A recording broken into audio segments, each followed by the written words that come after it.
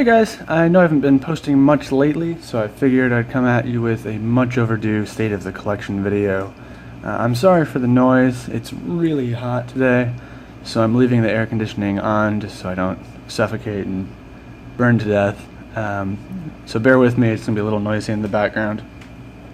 I'll try to keep this quick.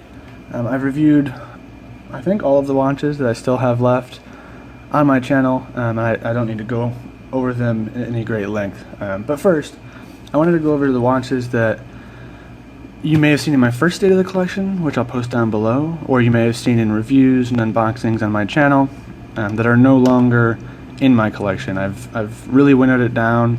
I'm trying to be a more focused collector from now on. I will always be, even when I get promoted or get better jobs, or whatever, I will always be a relative budget collector. That's just my attitude towards things.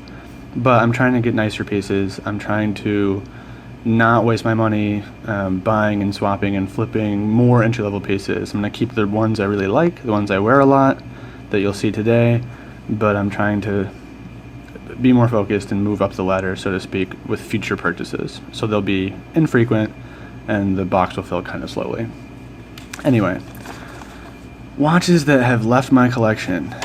Number one, the Daniel Wellington Classic St. Mawes. It's actually the first watch I bought myself, and the second watch I owned other than my running watches as an adult. I sold that ages ago to help me with a different purchase. The Seiko 5 S&K 807, that's the blue-dialed, blue-strapped baby Flieger. Also sold that. I actually love that watch. I've almost rebought it a bunch of times, but I just didn't wear it enough anymore once I got some nicer pieces. And I don't really believe in keeping watches that I don't wear. The Vostok Amphibia Scuba Dude, reference number 420059. I actually sold that because, well, two reasons.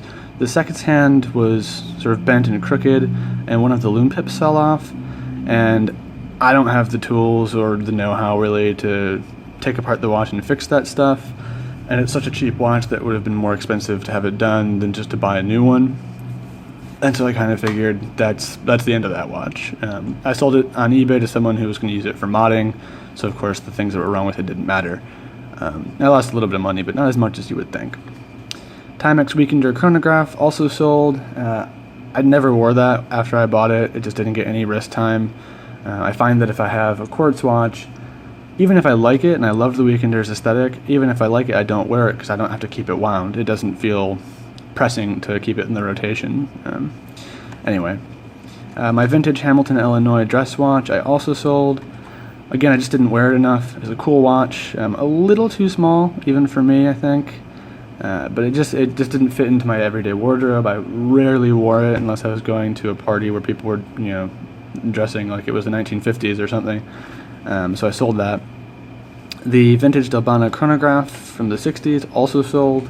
It was a little too finicky. The movement was a little too fragile for my taste, so it didn't get worn. Just not the right piece for me. The Orient Bambino Generation 2 version 2 also sold. Great watch, really liked it, wore it quite a bit when I owned it, but it was just a little too big for my preference, so I preferred to sell it and use the money toward a different purchase. Carnival Triple Calendar, that was the Chinese watch, which I think I said was not an homage in my previous video. I was clearly wrong. It's an homage to a Longines that looks pretty much exactly the same. Sold that. And I don't think I showed this in the channel, but I purchased a vintage Junghans for like $60, something like that, on eBay, which I ended up reselling and making quite a nice profit on, actually. You'd be surprised how little money I lost total on these 9 watches. Some of them I sold at a profit, a few I sold at a loss, but overall I probably broke about even, which I was pretty happy with. 2 more that you've seen that I don't have in my current personal collection. The gold-plated vintage Court Hébert dress watch, Court Hébert. My girlfriend has that. She wears it as sort of a dressing up watch when we go out. And the Vostok Amphibia for ladies that you saw in my last video, which was a gift for her. So those 2 aren't in my collection, but they still exist nearby. Anyway, I'm going to go through my collection now pretty quickly, just so you guys understand the method to my madness. I'm going to go in the order that I either received or purchased the watches. I'll give you a little explanation, turn and flip the watch a little in front of the camera, but I'm not going to dwell too long. So my first watch, and you'll remember this one from the previous State of the Collection video, this is my Seiko SNKL 41. It's the white dialed Seiko dress watch. This is my first mechanical watch, a gift from my brother. You can learn more about it in previous videos of mine, but it's the classic Seiko 5. It has the date, automatic movement, the 7S26, and it just looks great for the price point. This is, well, at the time it was an $85 watch if you bought it online. Plays with the light. I've actually had people in Manhattan and when I worked in Chelsea ask me if it was a Grand Seiko, which is a little silly, but it does have that really refined look for such an inexpensive watch. And of course I have it on the Collareb red strap, the red Venezia strap.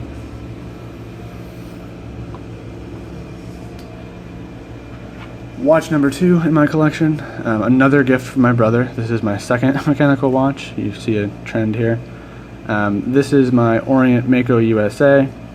This is before they introduced the hacking and hand winding movement and before they moved the day function down into the main crown. I don't really care about that stuff, to be honest. This is my beater watch. Now that it's summer and my summer class that I was teaching ended at the end of June, this has actually probably been my most worn watch. I don't really wear it during the school year because it doesn't match the way I dress at all, and I have very few days off. But in the summer, it's a perfect watch. I've dropped this from a height, I've banged it against a steel fridge at my other job. You know, I've beat it around. You can see there's some dents and scratches in the bezel. It keeps on ticking. It's a great watch. I really like this watch, even though for my collection it's a pretty big masculine piece. It's just great. It's very reliable. I never worry about it.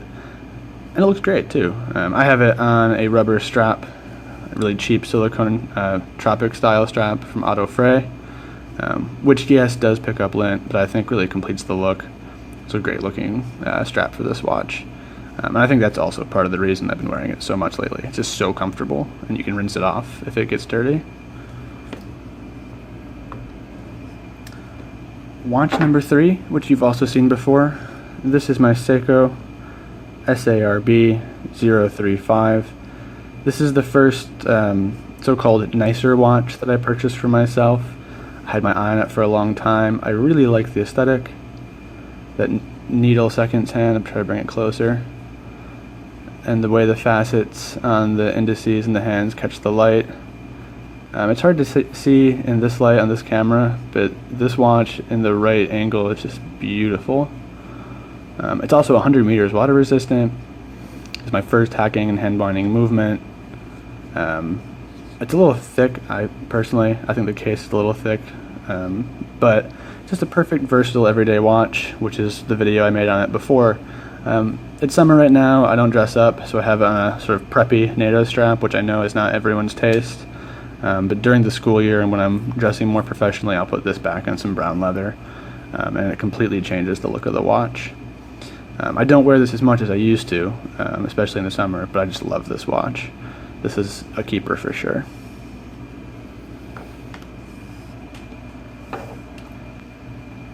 Watch number 4.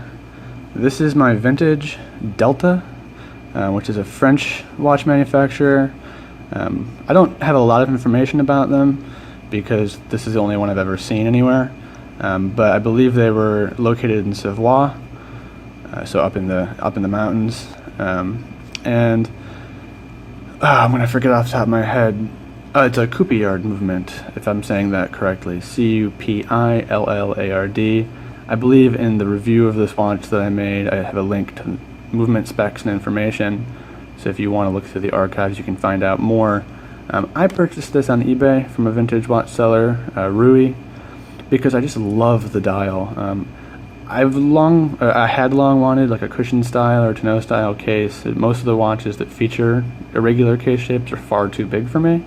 So I saw this. I saw the blue dial with this depth, with the indices. It's kind of amazing. I liked the sub-seconds feature. It looks kind of cool. And the 12 and 6, the way the numerals are done, reminded me of the Oris Diver 65, which is one of my sort of mid to long-term goal watches. So I picked this up for 65 bucks, took it off the cheap strap it was on, and put it on this nicely matched NATO from Crown & Buckle. I don't wear this a ton because it is a little bit fragile. I have bumped it and had the movement stop and had to go to a watchmaker and have it not repaired necessarily, but just kind of, tweaked. But I do wear it every once in a while. I think it's great looking. I'll wear this out dressed up when I'm sort of classy casual, or just around the house. It would look good on leather too, but I like it on this strap. I just think that a watch with this much character that you cannot find anywhere else. I've never seen it on eBay. I've never seen someone wearing one. I've never seen it on YouTube. For 65 bucks, I mean, how can you beat that? I think this is one of the greatest deals I will ever get on a watch, personally. Not because it's a particular amazing brand or manufacturer, but just because it's so unique and so full of character for such a low price.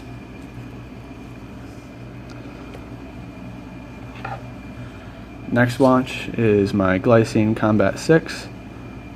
Based on YouTube views, this is my most popular watch that I've reviewed and unboxed. I think probably because they started showing up so cheap on Joma Shop, on Mass Drop, on eBay, and people were looking for reviews. When I first bought this, I'd been thinking about getting it for a long time, and there weren't really any reviews of it on YouTube. Lots of Combat Sub reviews, a few Airman reviews, but none of the Combat 6. Which is the watch I had my eye on, so I figured I'd make a review of it, and it seems like other people were also looking for the same thing, so I'm glad I did. This to me is a direct competitor to the Hamilton khaki automatic. I think they're both great watches. They're obviously inspired by field watch and military watch design. I'll say this because people always ask. The Hamilton, I think, is the better sports watch. It's more robust, it has better water resistance. The finishing on the Hamilton is, I think, less scratch prone, if that makes sense. This is finished in a way that isn't that practical for a sports watch. But the Glycine, to me, I mean, I love the 36mm size for my small wrists, and I really just love the dial aesthetic. Awkward to see myself, sorry. I really love that dial aesthetic. I think it's so refined and so elegant for a simple sports watch. I wear this a lot. This is one of my favorite watches, definitely.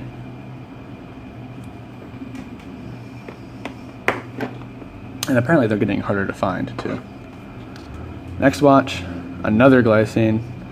Those of you who have followed my channel a little bit may know the story behind this. I ordered the Hamilton Intermatic, the black dial with the stainless steel bracelet, for my birthday this year. Joma Shop sent me the wrong watch twice. They actually sent me back the same watch I'd already returned. And I got frustrated, sent it back completely, was not willing to deal with them anymore. And this came up on eBay from the same seller as the Combat 6. I believe it was listed at $900. I made a sort of lowball offer and was surprised that it was matched. So I got this at a steal of a price. And I'm really glad I did. There's a lot of Glycine Airman varieties available very cheap on eBay, on Mass Drop, etc. But this did not stay available very long after I purchased it, and I haven't seen it since, at least new at that same price range. It's a shame. My girlfriend actually loves this watch, and even though it would be a bit big on her, I think she would like one, but I haven't been able to find it, even if I could afford to buy another one right now. This is obviously, vintage inspired. It's a reissue of the original Glycine Airman, a classic, iconic military watch that, in its inception at least, predates the GMT from Rolex. These all came up at the same time. I mean, the Breitling was first, I believe, by a few years, but the Breitling, the Glycine, and the Rolex GMT were all of that 1950s aviation era, civil or military, depending on the watch. And all three of them, obviously, to various extents, still have an incredible following with collectors. If this isn't your exact style, but you're interested, definitely check out eBay. There's tons of different variations, more modern, more vintage inspired, ranging anywhere from 36 to like 48 millimeters. So there's one out there for you, probably.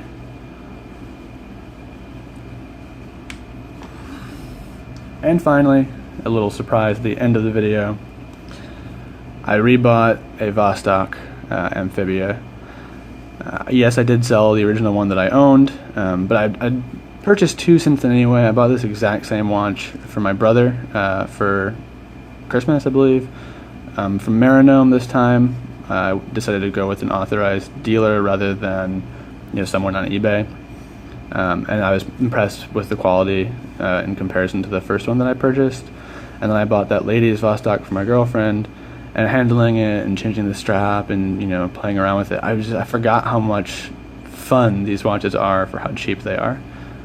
They're flawed, they're not perfect, it's definitely not hot horology, but there's just something about them. There's so much charm and character, and I really missed that, so I decided to buy one again. I spent like just under $70. Got it in from Russia in about 2 weeks. Took off the strap took off the bracelet and put on this NATO strap. I am going to do a very modest, simple mod to this watch. I'm not usually into watch modding. I think usually people make their watches uglier or just create sort of dumb-looking rip-off watches. It's just my personal opinion. But I'm going to do a very simple mod on this watch in a couple of weeks when the parts come in, and I'll definitely share that with you guys. I mean, come on, just look at that blue. That's just gorgeous. Anyway, that's the most recent purchase. Got that in a couple days ago. And here's my collection.